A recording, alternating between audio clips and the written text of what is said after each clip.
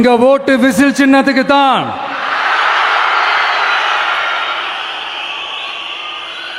யாரையும் நம்பி ஏமாற மாட்டோம். எங்க வார்த்தையிலிருந்து மாற மாட்டோம். இது நிஜம். தேங்க்யூ.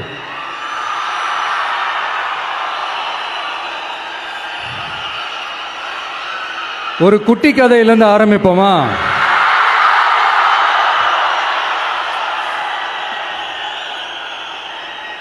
ஒரு பெரிய ஊர், ஒரு 4 ரோடு ஜாயிண்ட் ஆகிற மாதிரி ஒரு ஜங்ஷன், ஒரு பிஸியான ஏரியா, ஆள் நடமாட்டம் அதிகமாக இருக்கக்கூடிய ஒரு ஏரியா. அங்கே சென்டரில் ஒரு முரட்டு ஜல்லிக்கட்டு காலை ஒன்று நின்றுட்டு இருக்குது.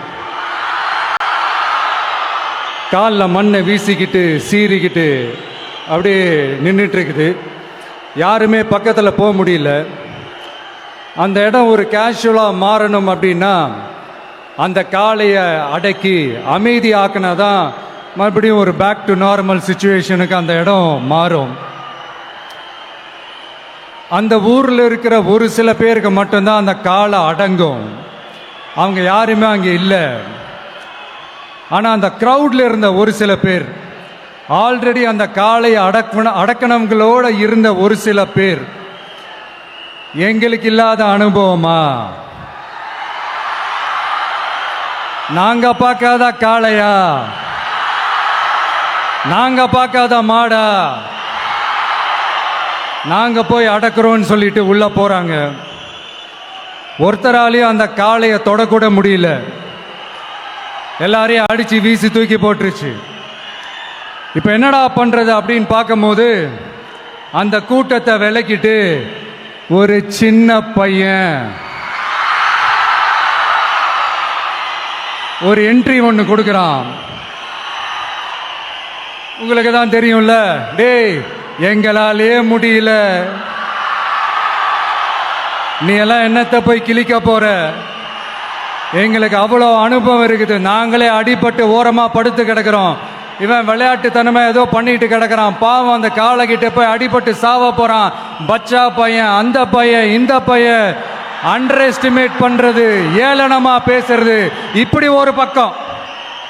இன்னொரு பக்கம் பரிதாபப்பட்டு, ஐயோ பாவமே, இப்படி தனியா போய் மாட்டிக்கிட்டானே அந்த காளைகிட்ட, என்ன பண்ண போறானோ அப்படின்ட்டு ஒரு பக்கம் பரிதாபப்பட்டு பேசுறாங்க.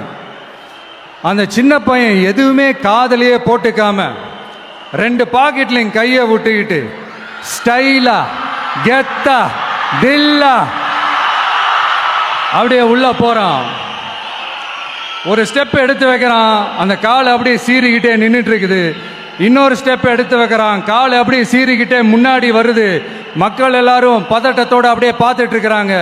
இன்னொரு ஸ்டெப் எடுத்து வைக்கிறான், காலை அப்படியே முட்டை வரும்போது பாக்கெட்டுக்குள்ள மறைச்சி வச்சிருந்த 2 புல்லுக்கட்டு அதை அந்த காளை கிட்ட காட்டுறான். காளை அப்படியே சடனா வந்து நின்று அது மூடெல்லாம் மாறி அந்த புல்லுக்கட்டை சாப்பிட ஆரம்பிச்சிருச்சு. அந்த சின்ன பையனும் அந்த காளையை அப்படியே தடவிக்கிட்டே வரான். காளையும் பக்கத்தில் ஒரு குழந்தை மாதிரி நடந்து வந்துக்கிட்டு வருது. பக்கத்தில் இருந்த ஒரு வயல்வெளியில் அந்த காளையை மேய விட்டுட்டு வரான். மக்கள் எல்லாரும் அந்த பையனை ஆச்சரியமாக பார்க்குறாங்க. அந்த அடிபட்டு கிடந்த அந்த அனுபவசாலிங்க தலையை தொங்க போட்டு நின்றுட்டு இருக்கிறாங்க. ஏன்னா பேசின பேச்சு அப்படி. வாய் இருக்குன்றதுக்காக நக்கலுமா நையாண்டியுமா நச நச நச நசன் ஒரே பேச்சு. என்ன பண்றது, தலையை குனிஞ்சு அப்படியே நின்றுட்டு இருக்கிறாங்க. அங்க ஒரு பெரியவர் வர்றார். வந்து அந்த பையன்கிட்ட கேட்கிறாரு, எப்படிப்பா இப்படி ஒரு முரட்டு காலை சீறிட்டு நின்றுட்டு இருந்தது, எப்படி அந்த காளையை அடக்கின அப்படின்னு கேட்டதுக்கு அந்த பையன் சொல்றான், ஐயா எனக்கு அந்த காளையை பார்த்தா கோபமா இருந்த மாதிரிலாம் எனக்கு தெரியல, அந்த காலை பசியோடு இருந்த மாதிரி இருந்தது. அதனால தான் அந்த புல்லுக்கட்டை காமிச்சவொடனே ஓகே நமக்கு தேவையானது கிடச்சிருச்சு அப்படின்னோடனே அந்த புல்லுக்கட்டை சாப்பிட்டுட்டு நம்மளோட அப்படியே ஜாலியாக வாக்கிங் வந்துருச்சு அப்படின்னு சொன்னான். இதை கேட்ட அந்த பெரியவர் சொன்னாராம், இந்த சின்னவங்க பெரியவங்க, அனுபவம் இருக்கிறவங்க, அனுபவம் இல்லாதவங்க, இதெல்லாம் விஷயமே கிடையாது. யாரா இருந்தாலும் அந்த சூழலுக்கு ஏற்ற மாதிரி, அந்த சிச்சுவேஷனுக்கு தகுந்த மாதிரி என்ன பண்ணி அந்த ப்ராப்ளமை சால்வ் பண்றான், ஏது பண்ணி அந்த ப்ராப்ளமை சால்வ் பண்றான், அதுதான் விஷயமே, அதுதான் மேட்ரு. ஸோ நீ சூப்பர்ப்பா, என்ன ப்ராப்ளம் வந்தாலும் நீ சால்வ் பண்ணிடுவ அப்படின்னு முதுகில் தட்டி கொடுத்துட்டு அந்த பெரியவர் போறார். இப்போ அந்த கதையில் அந்த முரட்டு ஜல்லிக்கட்டு காலை தான் நம்ம தமிழ்நாட்டு அரசியல் களம். அந்த பெரியவர் தான் நம்ம தமிழக மக்கள். அந்த பாக்கெட்டுக்குள்ள ஸ்டைலா தில்லா கெத்தா ஒருத்தன் உள்ள வந்தான் பாருங்க, அவன்தான்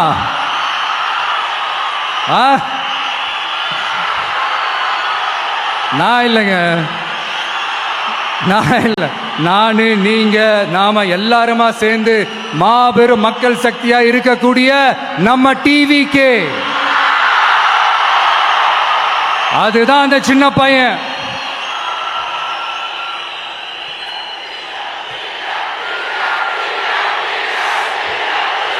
தேங்க்யூ தேங்க்யூ தேங்க்யூ.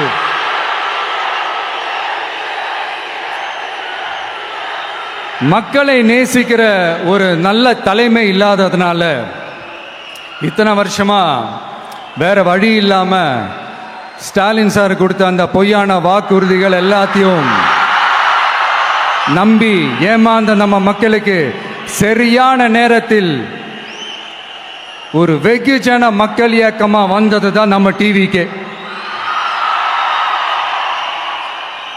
அந்த முரட்டு ஜல்லிக்கட்டு கால கதை ஏன் சொன்னோம், எதுக்கு சொன்னோம், யார் யாருக்கெல்லாம் சொன்னோங்கிறது புரிய வேண்டியவங்களுக்கு புரியும்னு நினைக்கிறேன்.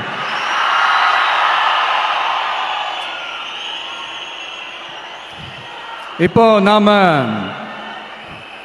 ஒவ்வொரு வீட்டில் உயிரா உணர்வா இருக்கிறோம். ஆனால் நான் உங்கள் எல்லாரையும் நேரில் சந்திக்கணும், நீங்கள் இருக்கிற ஊருக்கே உங்களை சந்திக்கணும் அப்படின்றது தான் எனக்கு மனசில் இருக்கிற ஒரு பெரிய ஆசை. ஆனால் அந்த சிச்சுவேஷன் ஒரு எதிர்கட்சியாக இருந்து கேள்வி கேட்டுக்கிட்டு இருக்கிற இந்த நேரத்தில் நமக்கு எதிராக என்ன சூழ்ச்சிகள்லாம் நடக்குதுன்றது உங்கள் எல்லாருக்குமே நல்லா தெரியும். அதனால் இப்போ உங்களுக்கு ஒரு வாக்குறுதியை கொடுக்குறேன். நம்மளுடைய ஆட்சி அமைஞ்சதும் ஒவ்வொரு கிராமத்துக்கும் நான் நேரடியா என்னுடைய சொந்தங்களாகிய உங்க எல்லாரையும் நான் சந்திக்கிறேன்.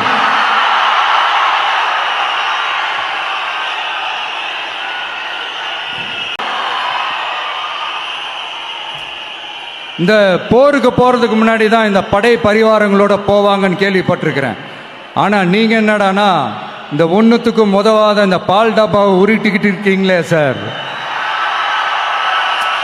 உண்மையிலே இந்த எலெக்ஷன் எதுக்கான எலெக்ஷன் சொல்லட்டுமா? தமிழ்நாட்டு மக்களுக்கும் ஊழலுக்கும் நடக்கிற போர், தமிழ்நாட்டு மக்களுக்கும் லஞ்சத்துக்கும் நடக்கிற போர், தமிழ்நாட்டு மக்களுக்கும் இந்த நிர்வாகத்தை சரியா செய்யாத இந்த திமுக அரசுக்கும் நடக்கிற போர், அதாவது தமிழ்நாட்டு மக்களுக்கும் உங்க ஆட்சிக்கும் நடக்கிற போர், தமிழ்நாட்டு மக்களுக்கும் ஸ்டாலின் சாருக்கும் நடக்கிற போர். இன்னும் சுருக்கமா சொல்லணும்னா விஜய்க்கும் ஸ்டாலின் சாருக்கும் நடக்கிற போர்.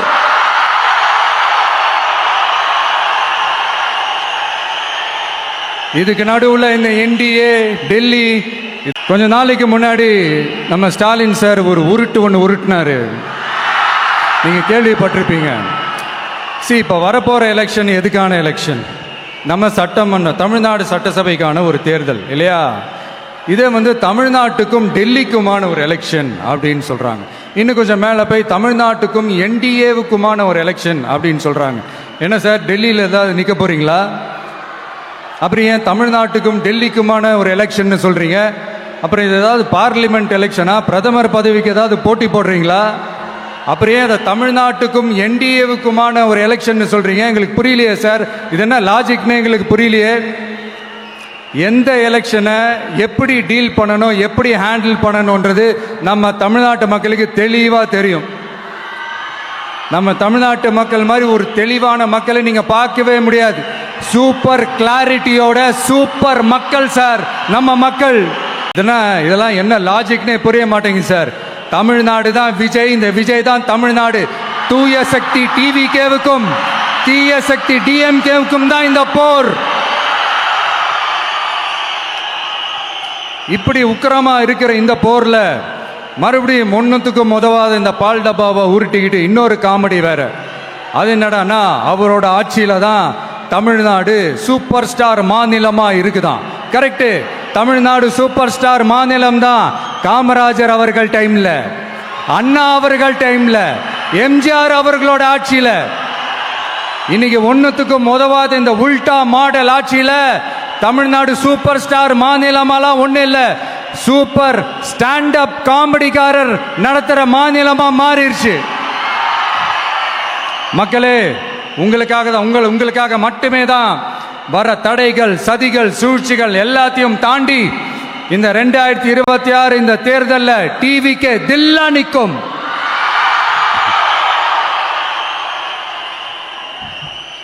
இதுவரைக்கும் நடந்த எலெக்ஷன் வேற, இப்ப நடக்க போற எலெக்ஷன் வேற. ஒவ்வொரு 5 இயர்ஸுக்கும் நடக்கிற எலெக்ஷன் மாதிரி இதை நினைச்சிடாதீங்க. 50 வருஷத்துக்கு ஒரு வாட்டி நடக்க போற ஒரு எலெக்ஷன் மாதிரி இது. அதிசய எலெக்ஷன். ஒரு எலெக்ஷன்ல அவங்களோட எதிரிகளை தான் எதிர்ப்பாங்க, அப்படிதான் எதிர்ப்பாங்க, அதுதான் யதார்த்தமும் கூட. ஆனா இந்த எலெக்ஷன்ல தான் ஒட்டுமொத்தமா எல்லாருமா சேர்ந்து ஒருத்தனை எதிர்க்கிறாங்க. ஒட்டுமொத்தமா எல்லாருமா சேர்ந்து இந்த விஜயை எதிர்க்கிறாங்க. ஏன்னா இந்த விஜய் ஊழலை எதிர்க்கிறான், லஞ்சத்தை எதிர்க்கிறான், மக்களோட மக்களா நிக்கிறான். அந்த மக்கள் அவன் கூட நிக்கிறாங்க. அந்த காண்டு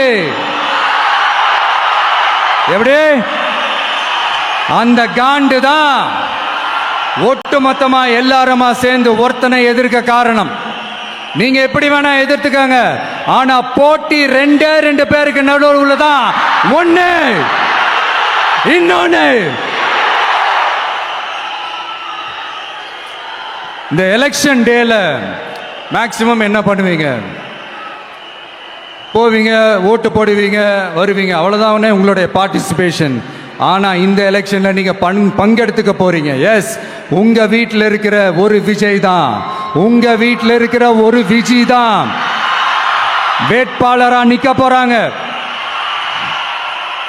உங்க வீட்டில் நிக்கிற ஒரு வேட்பாளர்னா அப்போ உங்க வீட்டில் இருக்கிற மற்றவங்க எல்லாருமே வாக்காளர்கள் தானே. உங்க அம்மா, உங்க அப்பா, உங்க அண்ணன், உங்க தம்பி, உங்க சொந்தம் டிவிக்கே வேட்பாளர் அப்படின்னா அப்ப உங்க ஓட்டு விசில் சின்னத்துக்கு தான் எல்லாருக்குமே தெரியும். ஏன், நம்மளோட எதிரிகளுக்கு கூட அது நல்லாவே தெரியும். அதனாலதான் நமக்கு எதிராக அவ்வளவு அவதூறு பரப்புறாங்க. என்னென்ன அவதூறு பரப்புறாங்கன்றது உங்களுக்கே நல்லா தெரியும். ஆனா அவங்களுக்கு தெரியாது, ஏன் மேல அவதூறு பரப்புனா அது மக்கள் மேல அவதூறு பரப்புற மாதிரின்னு. எனக்கு அரசியல் தெரியலன்னு சொன்னா அது மக்களுக்கு அரசியல் தெரியலன்னு சொல்ற மாதிரின்னு. என்ன அசிங்கமா பேசினா அது மக்கள் அசிங்கமா பேசுற மாதிரின்னு. எனக்கு எதிராக செய்யற ஒவ்வொரு செயலும் அது மக்களுக்கு எதிராக செய்யற செயல் அவங்களுக்கு தெரியாம போச்சு. இந்த விஜயும் மக்களும் வேறு வேறு இல்லை. இந்த விஜயும் மக்களும் ரத்தமும் சதையும் மாறி, உடலும் உயிரும் மாறி, ஒன்னிலிருந்து ஒண்ண பிரிக்கவே முடியாது. எஸ், சென்சிட்டிவான சென்டிமெண்ட், அது சென்சிட்டிவான சென்டிமெண்ட்.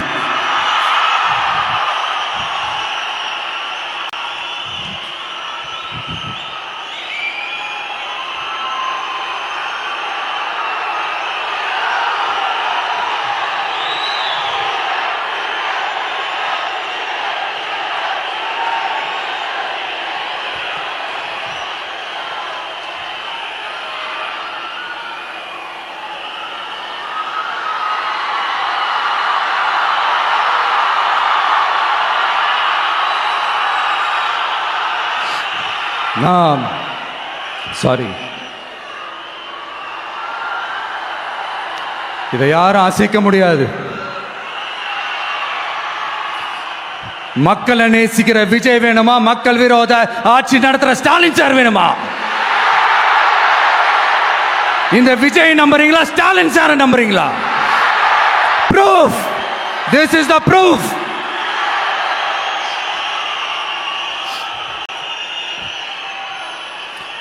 இந்த தீய சக்தி, ஊழல் சக்தி, இதெல்லாம் ஏன் சொல்றோம், எதுக்கு சொல்றோம், யாரை சொல்றோன்றதெல்லாம் மக்களுக்கு தெளிவாக தெரியும். அதே மாதிரி டிவிகேவுக்கு போட்டி டிஎம்கே தான்றதும் மக்களுக்கு தெளிவாக தெரியும். அப்படி இருக்கும்போது நாம் ஏதாவது பேசினா வாண்டடா சில பேர் வந்து வண்டியில் ஏறி உட்காந்துக்கிறாங்க. ஆமாம், வாண்டடா சில பேர் வண்டியில் ஏறி உட்காந்துக்கிட்டு குரல் கொடுக்குறாங்க. சீரியஸாக ஒரு போட்டி நடந்துக்கிட்டு இருக்கும் போது இங்கே காமெடிக்கெல்லாம் இடம் இல்லை பாஸ். இதெல்லாம் மக்களுக்கு தெளிவாக தெரியும். இந்த நேரத்தில் ஒரு சீரியஸ் கேள்வியை இன்னைக்கு இருக்கிற மிகப்பெரிய அரசியல்வாதிங்க கிட்ட கேட்கணும்னு நான் நினைக்கிறேன். நீங்க அரசியலுக்கு வர்றதுக்கு முன்னாடி உங்ககிட்ட இருந்த சொத்து எவ்வளோ? அரசியலுக்கு வந்ததுக்கு அப்புறம் இன்னைக்கு உங்ககிட்ட இருக்கிற சொத்து எவ்வளோ? அதை ஓப்பனா டிக்ளேர் பண்ண முடியுமா?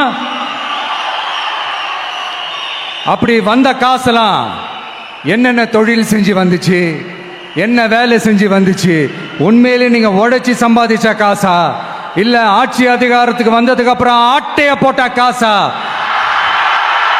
இதெல்லாம் ஓப்பனா டிக்ளேர் பண்ண முடியுமா?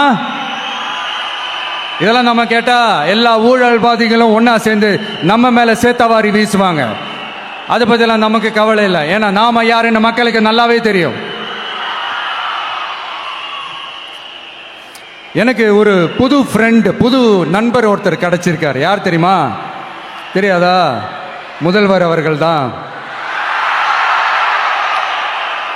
இப்போ ஒரு நிருபர் ஒருத்தர் கேட்ட கேள்விக்கு எனக்கு எதிரிகள்லாம் யாரும் இல்லை, அவங்க எல்லாருமே எனக்கு நண்பர்கள் தான் அப்படின்னு சொன்னாங்களே. அப்படி நாங்கெல்லாம் உங்களுக்கு நண்பர்கள்னா அப்புறம் ஏன் சார் கரூர் விஷயத்துல ஏன் மேல பழி தூக்கி போட்டீங்க?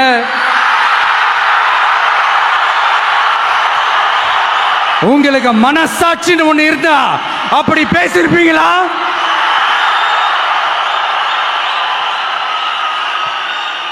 அப்படி நாங்களாம் உங்களுக்கு நண்பர்கள்னா ஒரு ஈவெண்ட், ஒரு ஃபங்க்ஷன் நடத்துறதுக்கு ஒரு இடமோ ஒரு பர்மிஷனோ ஏன் கொடுக்க மாட்டேன்றீங்க?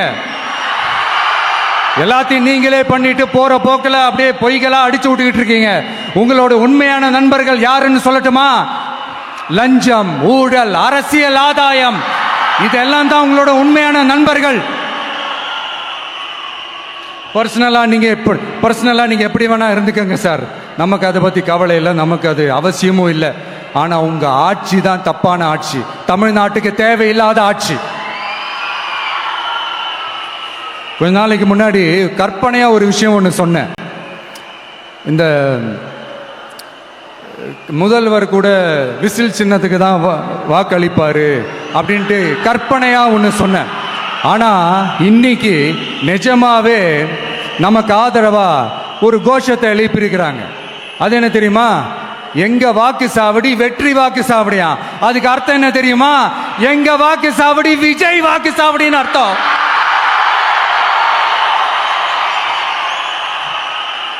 அது சரி, மக்களோட இந்த ஆதரவை பார்த்துட்டு அவர் அறியாமலே எப்படி பேசிட்டாரு என்னமோ தெரியல.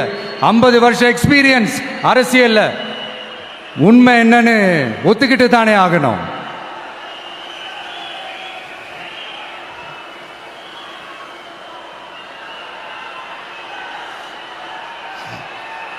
ஜனநாயகம்ங்கிறது பெரும்பான்மை ஆட்சி அதிகாரம் சார்ந்தது மட்டும் இல்லை, சிறுபான்மை மக்களின் உரிமைகள் உணர்வுகளும் புனிதம்னு நினைச்சு அதையெல்லாம் காப்பதற்கு பெயர் தான் ஜனநாயகம்னு 1963 அறிஞர் அண்ணா பார்லிமெண்ட்ல பேசினதை நாம இங்க சொல்றது ரொம்ப பொருத்தமா இருக்கும்.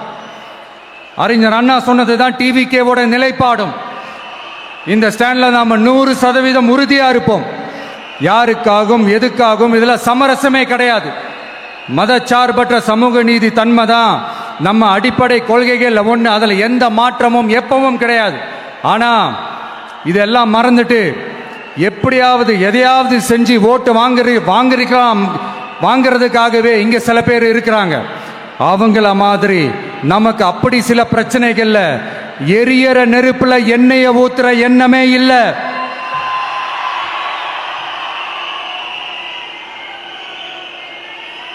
இங்க சில அரசியல் கட்சிகளும் சில அரசியல் தலைவர்களும் ஒரு சில நேரங்களில் அமைதியா இருந்தாலே போதும், ஒரு பிரச்சனையும் வராது. இப்போ கரண்ட்ல இருக்கிற சில பிரச்சனைக்கு வருவோம். இந்த கரண்ட் பிரச்சனைக்கு வருவோம். மாசம் மாசம் கரண்ட் பில்லு கட்டுற மாதிரி மாத்துவோம்னு சொன்னீங்களே, செஞ்சீங்களா? நிறைய வீடுகளில் 100 யூனிட் தான் அந்த கரண்ட்டு செலவாகுது ஒரு மாசத்துக்கு. மாசம் மாசம் நீங்க அந்த பில்லு கொடுத்தீங்கன்னா அவங்களுக்கு அது ஃப்ரீ ஆயிடும். அவங்க அந்த காசை கட்ட தேவையே இல்லை. ஆனா 2 மாசத்துக்கு ஒரு வாட்டி அந்த பில்லு கொடுத்தீங்கன்னா, இப்ப சப்போஸ் அது 200 யூனிட்டுக்கு மேல போச்சுன்னா அது அவங்களுக்கு ஒரு மிகப்பெரிய சுமை தானே. இது எந்த கணக்கில் எடுத்துக்கிறது? ஒரு மாதிரி ஒரு மாடர்ன் கரப்ஷன் அப்படின்னு எடுத்துக்கலாமா? அடுத்து பஸ் வசதி. நிறைய கிராமங்கள்ல பஸ் வசதி இல்லைன்னு சொன்னா இந்த ஒட்டுமொத்த திமுக அரசும் கத்திக்கிட்டு வந்துருவாங்க. நாங்க பஸ் விடாத கிராமங்களே இல்லை அப்படின்னு சொல்லுவாங்க. அப்படி அது உண்மை அப்படின்னா முதல்வர் அவர்கள் கிட்ட நம்ம தங்கச்சி ஒருத்தவங்க ஒரு கேள்வி கேட்டாங்களே, எங்க ஊருக்கு ஒரு மினி பஸ் ஆவது விடுங்க சார் அப்படின்னு கேட்டாங்களே, அது எந்த கணக்கில் எடுத்துக்கிறது? நிறைய மலை கிராமங்கள்ல பஸ் வசதி இல்லை, நிறைய மலை கிராமங்கள்ல ஹாஸ்பிட்டல் வசதி இல்லை. இது ரெண்டுமே எவ்வளவு முக்கியமான ஒரு விஷயங்கள். பஸ் வசதியும் ஹாஸ்பிட்டல் வசதியும் இல்லாததுனால வீட்டிலேயே பிரசவம் பார்க்கிற அந்த ஆபத்து இருக்குதுன்னு எவ்வளவு நியூஸ் பார்க்கிறோம். இதெல்லாம் எந்த கணக்கில் சேர்த்துக்கிறது? அடுத்து இது எல்லா மீட்டிங்லையும் பேசுறதுதான், பெண்களுக்கு பாதுகாப்பு நம்பர் 1 இருக்குது தமிழ்நாட்டில் அப்படின்னு சொல்றாங்க. அப்புறம் அது என்ன, வி சேஃப் மாடலா? பெண்கள் என்ன சொல்றாங்க தெரியுமா? அது வி சேஃப் மாடல் இல்ல, வி ஆர் நாட் சேஃப் மாடல்னு சொல்றாங்க. இப்படி இருக்கிறப்போ தமிழ்நாட்டில் எங்க போனாலும் பெண்களுக்கு பாதுகாப்பு அப்படியே கொட்டி கிடக்குதான். இப்படி சொன்னா எப்படி சார்? கேட்கிறவங்க என்ன கேசரி சாப்பிட்றாங்க நினைச்சீங்களா?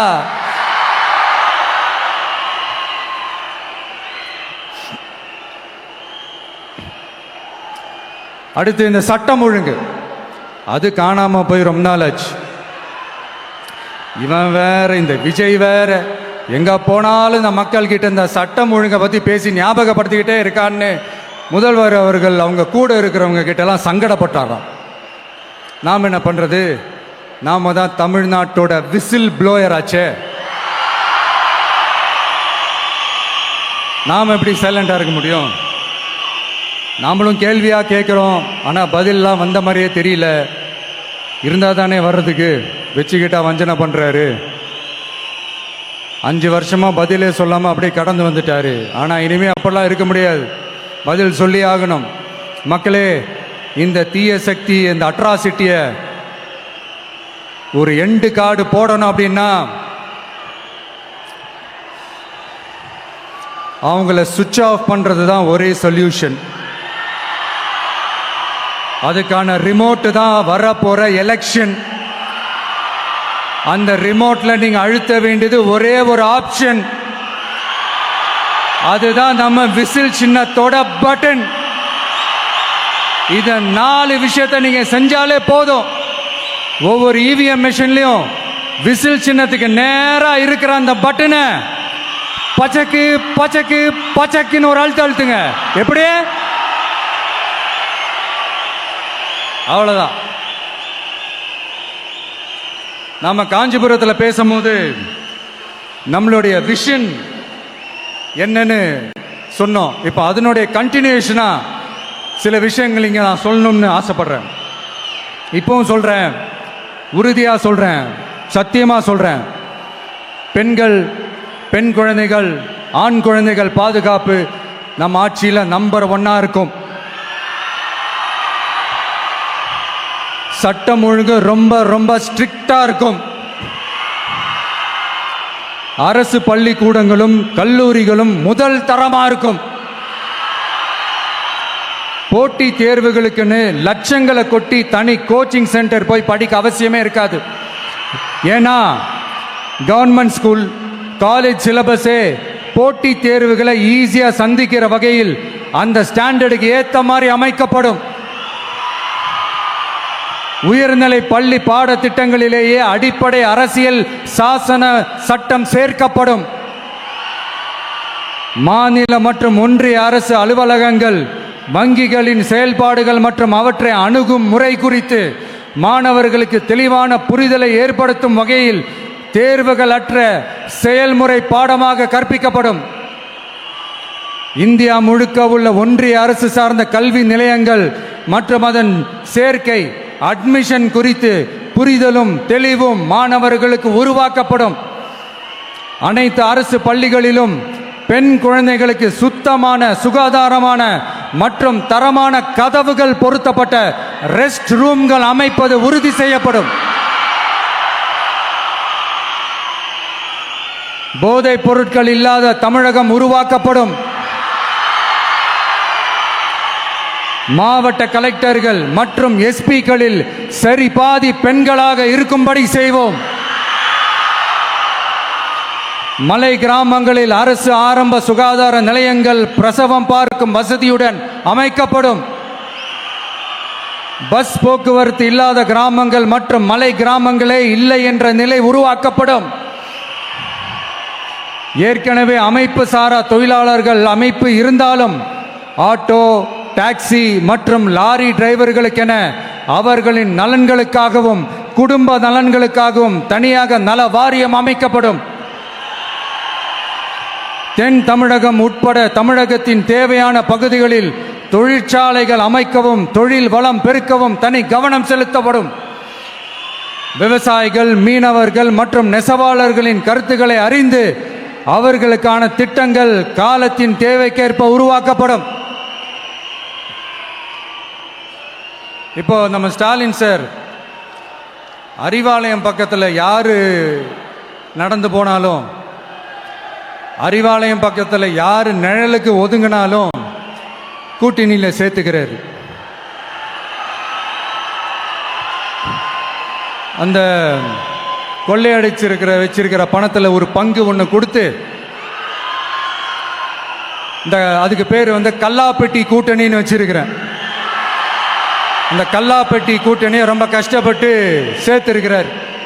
ஆனால் அவருக்கு நான் சொல்றேன், இந்த அறத பழைய கூட்டணி கணக்குகளோ இந்த கொள்ளையடிச்ச பணத்தையே வச்சு எங்க மக்களை ஏமாத்தி எல்லாம் ஜெயிக்க முடியாது. ஏன்னா இது மாபெரும் மக்கள் சக்தியான வித்தியாசமான விசில் புரட்சி எலெக்ஷன்.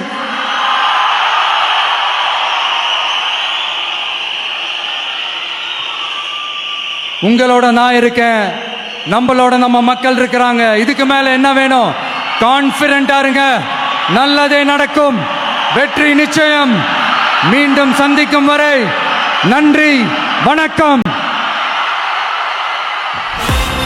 என் நண்பர்களே, ஒரு சின்ன ரிக்வெஸ்ட். நான் திருப்பி இங்கிருந்து 4 hours சென்னைக்கு போகணும்.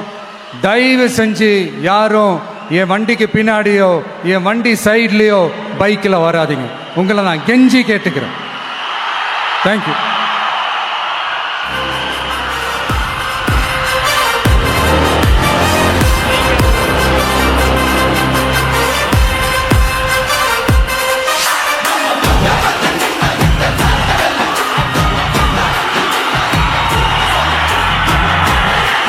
வெற்றி தலைவர் அவர்களுக்கு நன்றி.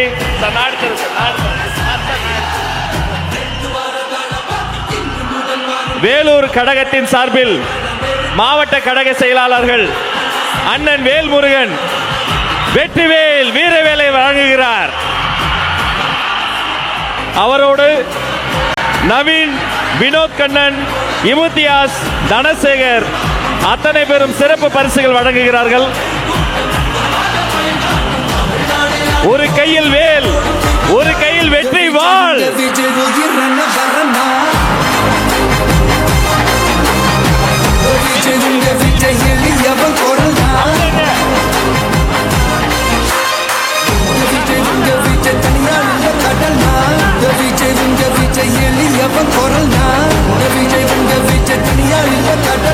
மக்கள் தானே மன்னர்களை உனக்கு காட்ட வரனா.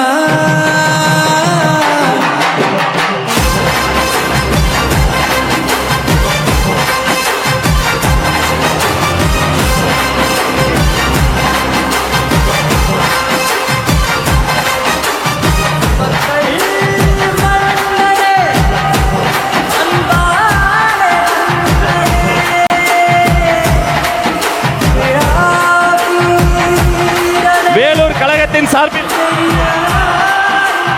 வெள்ளி யானை வழங்குகிறார்கள்.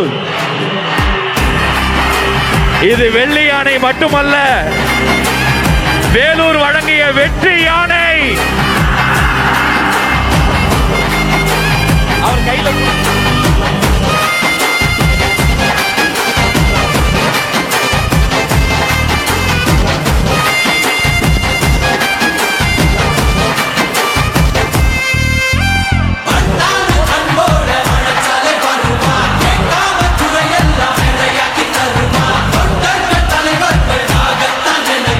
வேலூர் கழகத்தின் சார்பில் தங்க கோயிலும்